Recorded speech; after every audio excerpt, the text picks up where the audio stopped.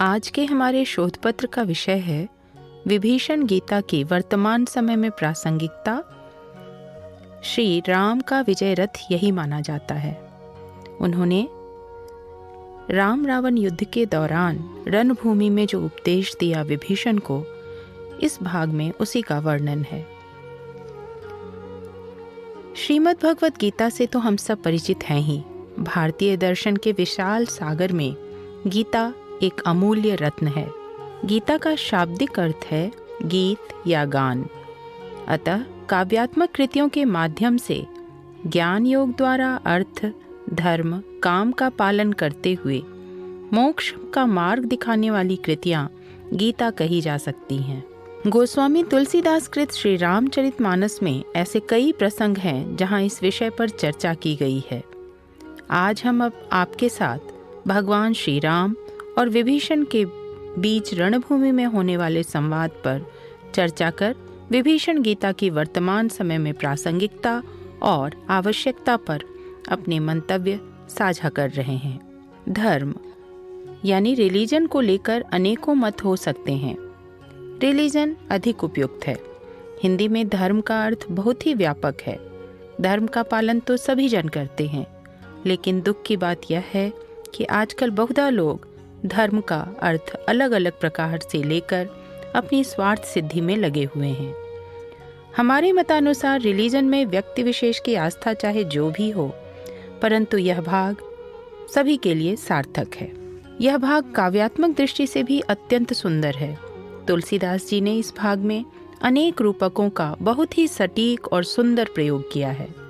इस भाग में बौद्धिक उड़ान भी ऊंची दिखती है। हमें सोचने के लिए एक और विस्तृत खुला आकाश देती है और भारतीय दर्शन के मूल सिद्धांतों को यहाँ बहुत ही मनभावन तरीके से प्रस्तुत किया गया है। अधिकतर प्रसंगों की तरह यह प्रेरणादायक और जीवनोपयोगी भी है। इसलिए हमने इस रोचक प्रसंग पर अपनी अल्प बुद्धि से व्यापक धर्म, जिसमें रिलीजन, सभी रिलीजन, आस्तिक, नास्तिक आदि सभी शामिल हैं, उसके परिप्रेक्ष्य में गोते लगाने का प्रयास किया है। अगर कोई त्रुटि हो तो क्षमा प्रार्थी हैं। दुहुद से जय जयकार करी निज निज जोरी जानी, भिरे वीर इत रामहि उत रावणहि बखानी। युद्ध भूमि में अधर्म के विरुद्ध धर्म, असत्य के विरुद्ध सत्य, अन्याय के विरुद्ध न्याय आज अपनी चुनौती लेकर खड़ा था। दोनों ही पक्षों के वीर अपनी पूरी शक्ति के साथ सुसज्जित खड़े थे। एक ओर अस्त्र शस्त्रों से सुसज्जित रावण की असुर सेना, दूसरी ओर वृक्ष, चट्टान आदि उठाए भगवान राम की वानर और रीछों की सेना। रावण रथी बिरथ रघुबीरा, देख विभीषण भयउ अधीरा। अधिक प्रीति मन भा संदेहा, बंदी चरण कह सहित सनेहा। नाथ न रथ नहीं तन पद त्राणा, केहि विधि जितब वीर बलवाना। युद्ध भूमि में एक और रावण अस्त्र शस्त्रों से लदे अपने विशाल रथ पर चला आ रहा था। दूसरी ओर राम धरती पर नंगे पांव खड़े थे। यह देखकर भगवान राम के प्रति अपने प्रेम से अधीर होकर विभीषण जी कहते हैं, हे नाथ, न आपके पास रथ है, न ही आपके पैरों में जूते तक हैं। रावण जैसे बलवान वीर को आप किस प्रकार जीत पाएंगे? इसका उत्तर देते हुए राम कहते हैं, सुनहु सखा कह कृपा निधाना, जही जय होई सो स्यंदन आना। हालांकि युद्ध के समय ऐसी शंका को अपनी आलोचना समझकर आम इंसान क्रोध में भी आ सकता है। और अगर आजकल की राजनीति और सोशल मीडिया को देखें तो आलोचना को लेकर करवाहट भरी बयानबाजी भी आम बात लगती है। परंतु राम हमें सिखाते हैं कि ऐसे वचन सुनकर विचलित नहीं होना चाहिए। और वो मुस्कुराते हुए कहते हैं, सुनो मित्र, जिस रथ से विजयी होती है वह रथ ऐसा होता है। ऐसा कहकर राम ऐसे अद्वितीय रथ का वर्णन करते हैं जिससे हम संसार रूपी इस रणभूमि में निरंतर चलने वाले राम रावण के महासंग्राम में विजयी प्राप्त कर सकते हैं। सौरज धीरज तेहि रथ चाका, सत्य सील दृढ़ ध्वजा पताका। राम विभीषण जी को उत्तर देते हुए कहते हैं कि जीवन रूपी रण में विजय रथ के शौर्य और धैर्य रूपी 2 पहिए होते हैं। पथ की विषमता को देखकर बिना घबराए हुए आगे लेकर चलते जाना शौर्य से ही संभव है। निरंतर इन विषमताओं के गड्ढों से टकराते हुए भी चलते जाना धैर्य से संभव है। इन दोनों के बीच रथ के पहियों की तरह संतुलन भी आवश्यक है। जितना अधिक शौर्य वाला पथ आप चुनेंगे, उतना ही धैर्य भी आपको रखना होगा। रणभूमि में रथ पर सवार रथी की पहचान के लिए रथ पर ध्वज और पताका होते हैं। जब तक ध्वज और पताका रणभूमि में दिखती रहती है, रथी सकुशल माना जाता है। राम के बताए जीवन रूपी रण के विजय रथ का ध्वज सत्य है, जो व्यक्तित्व की पहचान बनता है। लोग ऐसे व्यक्ति की बातों को गंभीरता से लेते हैं और उस पर विश्वास करते हैं। जो लोग पल प्रतिपल सुविधानुसार असत्य का साथ लेने से नहीं चूकते, उनको पहचानना कठिन है। ऐसे लोग कभी भी कोई संदेश दूसरों तक नहीं पहुंचा सकते। सत्य के साथ ही साथ इस विजयी रथ पर शील भी जुड़ा होता है। बल विवेक दम परहित घोड़े, क्षमा कृपा समता रजुत जोड़े। जीवन के रण में विजय दिलाने वाले इस रथ के 4 घोड़े हैं। बल, विवेक, दम और परहित, यानी दूसरों की भलाई करना। बल केवल शारीरिक ही नहीं, अपितु मानसिक भी होना चाहिए। विज्ञान में बल की परिभाषा है जो चलते को रोक दे, गति या दिशा बदल दे, रुके को चला दे, वही बल है। इस परिभाषा के आधार पर हम स्वयं अंदाजा लगा सकते हैं कि राम के विजय रूपी रथ का यह घोड़ा जीवन रूपी रथ को किस प्रकार खींचता है। विवेक का अर्थ है किसी भी बात के अलग अलग पक्षों को समझ पाना। विवेक की सहायता से ही हम जीवन में कोई भी निर्णय ठीक प्रकार से ले सकते हैं। आजकल मीडिया पर फैले हुए अफवाहों के शोर के कारण विवेक का महत्व और भी बढ़ जाता है। किसी भी मुद्दे को सिर्फ 2 पक्षों में बांटकर रख दिया जाता है, या तो आप पूर्णतया पक्ष में हैं अथवा पूर्णतया विपक्ष में। विवेक की नुकीली सुई से सूक्ष्म विवेचना के द्वारा ही व्यक्ति समाज के चरित्र के शिल्प को सुंदरता से गढ़ा जा सकता है।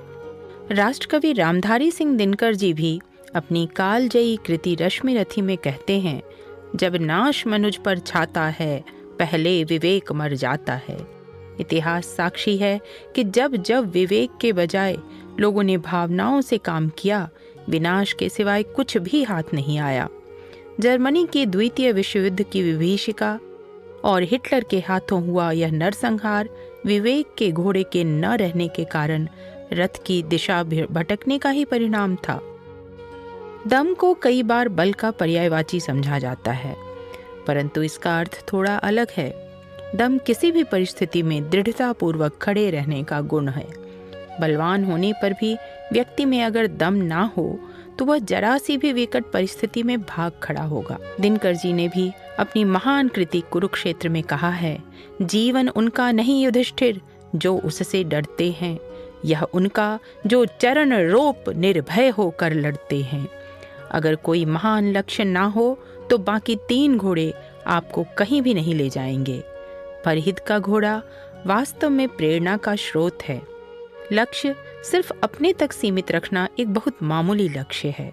स्वयं के लिए आप कितना ही कर सकते हैं, अपनी क्षमताओं को कितना ही विकसित कर सकते हैं, पर यदि आपने जीवन में दूसरों की सहायता का लक्ष्य साध रखा है तो आप परहित के चौथे घोड़े से अपनी सीमाओं को निरंतर चुनौती देते हुए अपने बाकी 3 घोड़ों बल, विवेक, दम को भी पुष्ट बना पाएंगे। इससे आपके सामर्थ्य में भी वृद्धि होगी और कुछ भी आपके लिए असंभव नहीं रहेगा। तुलसीदास ने स्वयं कहा है, परहित बस जिनके मन माही, तिन कहूँ जग दुर्लभ कछु नाही। यही नहीं, परहित का यह घोड़ा आपको खुद की शंकाओं के झाड़ियों से भी तेजी से बाहर ले जा सकता है। हमारे बचपन में गांधी जी का जंतर हर पुस्तक के प्रथम पृष्ठ पर होता था। यदि देशों की सरकारें अपने निर्णयों में गांधी जी का जंतर प्रयोग में लाएं तो कितना अच्छा हो। अब आते हैं इन 4 घोड़ों को नियंत्रित करने वाली 3 रस्सियों या लगाम पर।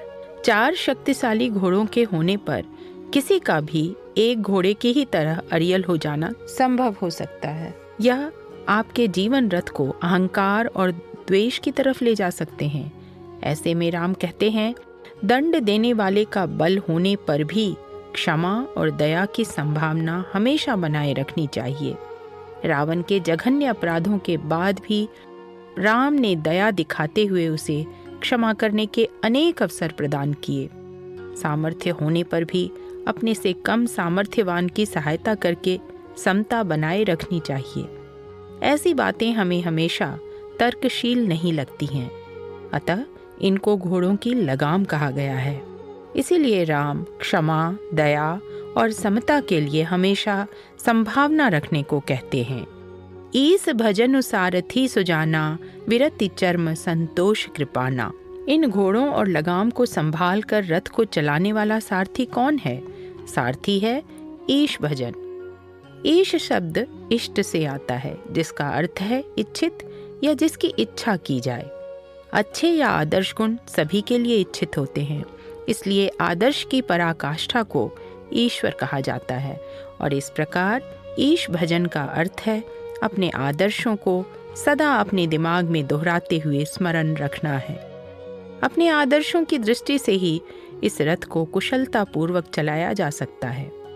आगे की पंक्तियों में राम इस रथ के आयुधों या हथियारों का वर्णन करते हैं। प्रश्न उठता है, हथियार क्यों चाहिए? उत्तर है, हथियार चाहिए शत्रुओं का संहार करने के लिए। अतः इन पंक्तियों में हथियारों के माध्यम से असल में राम जीवन के शत्रुओं का भी वर्णन कर रहे हैं। विरति यानी वैराग्य, चर्म यानी ढाल है। वैराग्य की ढाल मोह से हमारी रक्षा करती है। जीवन में कई गलत निर्णय मोह के कारण लिए जाते हैं। मोह हमें अपनी सीमाओं को लांघने से भी वंचित रखता है। स्वयं विचार करें कि दैनिक जीवन में आपको कितनी सारी चिंताएं मोह के कारण हैं। श्रीमद् भगवद गीता में भगवान श्री कृष्ण भी मोह को सर्वनाश का कारण बताते हुए कहते हैं, ध्यायतो विषयान पुंसः संगस्तेषु उपजायते संगात संजायते कामः कामात् क्रोधः अभिजायते क्रोधात् भवति सम्मोहः सम्मोहात् स्मृतिविभ्रमः स्मृतिभिन्नशात् बुद्धिनाशो बुद्धिनाशात् प्रणश्यते। इसलिए सर्वनाश से बचने के लिए वैराग्य की ढाल का प्रयोग करना चाहिए। संतोष कृपाण यानी तलवार है, जो कि अति महत्वाकांक्षा को काटती है। जीवन में अगर संतोष ना हो तो पल प्रतिपल और अधिक पा लेने की चिंता में बीतता है। अधिक महत्वाकांक्षा बड़े से बड़े शक्तिशाली लोगों को भी घुटनों पर ला सकती है। इसलिए संतोष की तलवार से अति महत्वाकांक्षा को काटते रहें। दान परसु बुद्धि शक्ति प्रचंडा, बर विज्ञान कठिन को दंडा। संचय यानी कंजूसी के शत्रु के संहार के लिए दान रूपी परशु या फरसा है। कंजूसी मोह और आकर्षण से जन्म लेती है। दान के फरसे से कंजूसी को काटते रहने से धन संपत्ति के मोह और आकर्षण से मुक्ति मिलती है। और अब आप स्वयं विचार कीजिए कि धन की चिंता ना हो तो जीवन कितना सुगम हो जाएगा। ढाल, ढाल तलवार और फरसा हथियार हैं, जिन्हें शस्त्र कहते हैं। इनसे शत्रुओं से लोहा लिया जा सकता है। अपने अंदर के मोह, महत्वाकांक्षा और कंजूसी के लिए यह शस्त्र उपयुक्त है, पर दूर के शत्रु के लिए जिन हथियारों का प्रयोग किया जाता है उन्हें अस्त्र कहते हैं। शक्ति एक ऐसा ही दिव्यास्त्र है। राम बुद्धि को दिव्यास्त्र बताते हैं और विज्ञान को दिव्यास्त्रों को चलाने वाला मजबूत धनुष। यहाँ विज्ञान शब्द का प्रयोग बहुत महत्वपूर्ण है। विज्ञान का सरल अर्थ है कि हर बात में तर्क या लॉजिक की खोज करना और तर्कहीन बातों को नकार देना। अगर आपने किसी से किसी भी बात में पूछा है ऐसा क्यों, तो इसका मतलब है आपकी दृष्टि वैज्ञानिक है। इसके लिए विज्ञान की डिग्री की आवश्यकता नहीं है। डिग्री लेकर भी कुछ लोग वैज्ञानिक नहीं हो पाते। भारत में प्राचीन काल से ही शास्त्रार्थ और तर्क की परंपरा रही है। मौलिक तार्किक विचारों को पुराने समय में भी विज्ञान कहा जाता था। तुलसीदास जी एक जगह पर कहते हैं, सुख सनकादि सिद्ध मुनि नारद, जे मुनिबर विज्ञान विसारद। सुख, जनक और नारद ऋषि थे। सीता जी के पिता महाराज जनक मिथिला के राजा भी थे, परंतु उनका ज्ञान ऋषियों जैसा था, जो दर्शन शास्त्र के विशेषज्ञ थे। इनको विज्ञान विशारद कहा गया है। आजकल कई जगह पर लोग कहने सुनने पर क्रोधित हो जाते हैं और परंपरा की दुहाई देने लगते हैं। समाज की कई कुरीतियां और खतरनाक अंधविश्वास ऐसे ही परंपरा के नाम पर चलते आ रहे हैं। विज्ञान तर्क के धनुष पर सवार होकर बुद्धि रूपी दिव्यास्त्र से हमारे चारों ओर दूसरों के फैलाए अज्ञान का दूर दूर तक जाकर वध करने की क्षमता रखता है। अमल अचल मन त्रोण समाना, सम जम नियम सिलमुख नाना। अमल अचल मन त्रोण यानी तरकश के समान है। तरकश में कई तीर रहते हैं। इसी प्रकार दिन प्रतिदिन के जीवन रूपी युद्ध में बने रहने के लिए हमें अमल अचल मस्तिष्क चाहिए। विचारों में स्पष्टता और ईर्ष्या, क्रोध, घृणा आदि किसी भी प्रकार की दुर्भावना से मुक्त रहने वाला मस्तिष्क अमल है। सभी प्रकार के भटकावों, जिनकी संख्या आजकल बहुत ज्यादा है, उनसे बचकर रहने वाला मन अचल है। निरंतर अभ्यास से अमल अचल मन प्राप्त किया जा सकता है। ऐसे मन में किसी प्रकार के शिलिमुख यानी तीर रहते हैं। राम सम यम और नियम को तीर बताते हैं। सम यानी दुख सुख में समान भाव रखना। यम और नियम महर्षि पतंजलि अष्टांग योग के 2 अंग हैं। यम के अंतर्गत 5 सामाजिक कर्तव्य आते हैं। अहिंसा, जिसमें शब्दों, विचारों और कर्मों की बात कही गई है। सत्य, अस्तेय यानी चोरी न करना। ब्रह्मचर्य यानी इंद्रिय सुखों में संयम रखना। और अपरिग्रह यानी किसी भी चीज को जरूरत से ज्यादा इकट्ठा न करना। नियम के अंतर्गत 5 व्यक्तिगत कर्तव्य आते हैं। शौच, शरीर और मन को साफ रखना। संतोष, तप यानी स्वयं अपने ऊपर अनुशासन रखना। स्वाध्याय यानी खुद से अध्ययन करके अपनी समझ का विस्तार करना। और ईश्वर प्रणिधान, अपने आदर्शों को ध्यान में रखना। यम और नियम दैनिक जीवन के रण में अक्सर प्रयोग में आते हैं, इसलिए तरकश के तीरों से इनकी तुलना की गई है। कवच अभेद विप्र गुरु पूजा, यही सम विजय उपाय न दूजा। गुरुजनों और विप्र यानी ज्ञानी लोगों के प्रति सम्मान रखना कवच है। जीवन की सभी समस्याओं का समाधान एक ही व्यक्ति के पास होना संभव नहीं है, इसलिए यह आवश्यक है कि दूसरों से सीखा जाए। यदि ज्ञानी लोगों के प्रति हमारा सम्मान बना रहेगा तो उनकी सहायता से जीवन में हमारे ऊपर होने वाले प्रहार सहन करने के लिए हम अधिक उपयुक्त बनेंगे।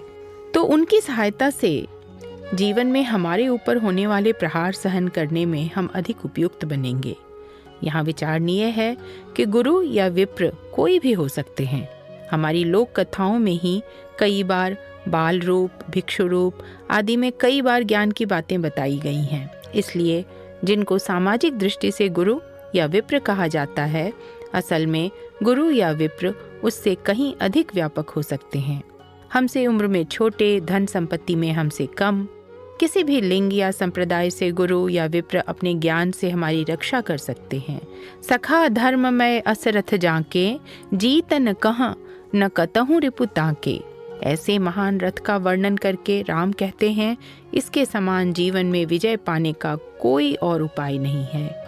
जो कोई भी ऐसे महान रथ पर सवार होता है, उसके जीतने के लिए कहीं भी कोई भी शत्रु बचता ही नहीं है। महा अजय संसार रिपु जीते, सकई सो वीर, जाके असरथ होई, दृढ़ सुनहु सखा मति धीर। हे मतिधीर मित्र विभीषण, जिसके पास ऐसा सुदृढ़ रथ हो, वह वीर संसार रूपी इस महासमर में विजय प्राप्त कर सकता है। अंत में निष्कर्ष के तौर पर कहा जा सकता है कि अपने समय और ऐतिहासिकता से परे भी राम रावण युद्ध के दौरान श्री राम द्वारा विभीषण को बताए गए उपदेश का गूढ़ प्रतीकात्मक महत्व है। हम सब ने अक्सर यह अनुभव किया है कि हमारे भीतर भी एक युद्ध सदैव छिड़ा रहता है। धर्म और अधर्म दोनों अपने हथियारों से लैस प्रत्येक मानव के भीतर एक राम रावण संग्राम में निरत रहते हैं और यहीं विभीषण गीता की उपयोगिता, प्रासंगिकता और उपादेयता बढ़ जाती है। इसकी आवश्यकता शाश्वत रूप से बनी रहेगी, यह कहना सर्वथा उचित लगता है। धन्यवाद।